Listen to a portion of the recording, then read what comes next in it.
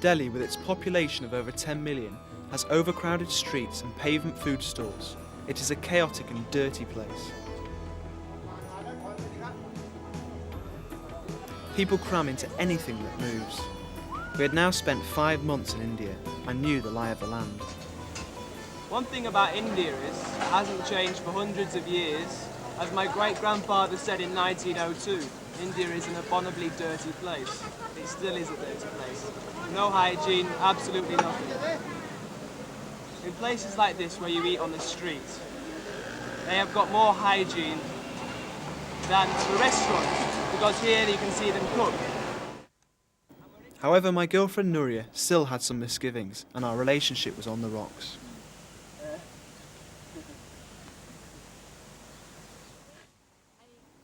It was time for Nuria to make a decision, whether to come back with me on the bike or fly home to Spain. So, you know what I decided? That's my ticket back. Bye-bye. No! I had managed to get my bike repaired again and listened innocently to the advice of another mechanic about the trip home. You have to, speed is the limit. I mean, if you drive at the right speed, take care of the motorcycle, I can assure you that you reach England without much problems.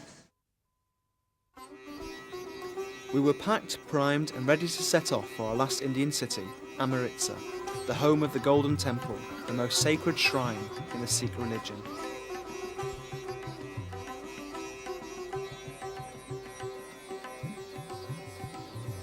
These guards protect the holy picture of Guru Gobind Singh.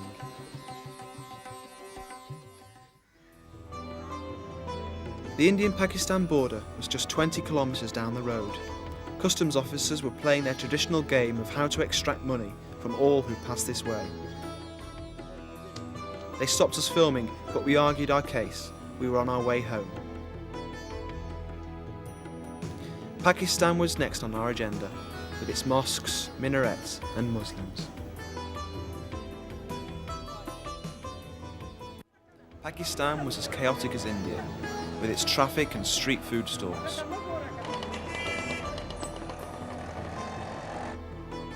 But there were fewer women walking around. Nuria had to wear a disguise. I was also glad that I didn't need any dental treatment.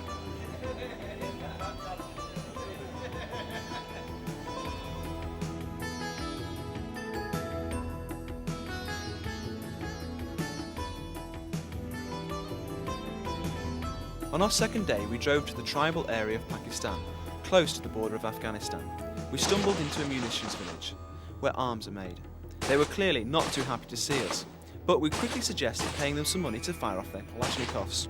They became fast friends and seemed bemused by Nuria's Rambo impression. We could have done with taking a weapon with us, as disaster wasn't far away, when we got run off the road and ended up in hospital. Makes me so angry because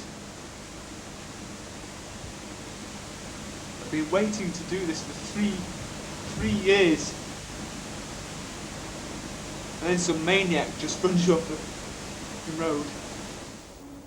It was down to the backstreet mechanics to work wonders again, and soon the Enfield's bent front forks were back in position.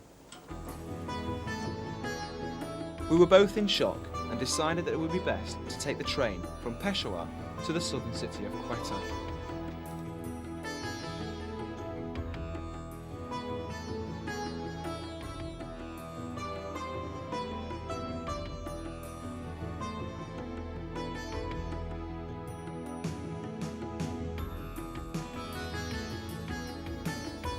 The train journey lasted 2 days and nights, and the amenities spoke for themselves.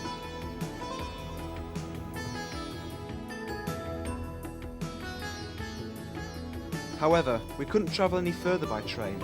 The track stopped suddenly here, and we had to go to Iran on the infamous Taftam road through the Baluchistan desert.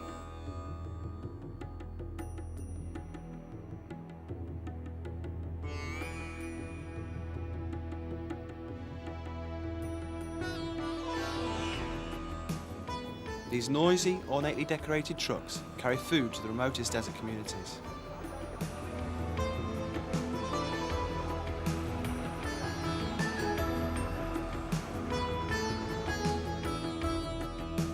We had met two German bikers, Jorn and Johan, and found it comforting to travel with them through this hostile region.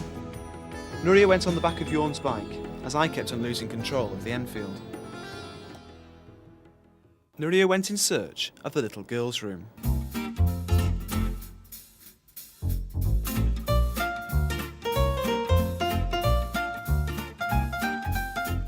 We stopped for a rest when a van carrying watermelons drove past us. Okay, I'm not sure we paid record the me right instead. price. We have watermelon in the middle of the desert.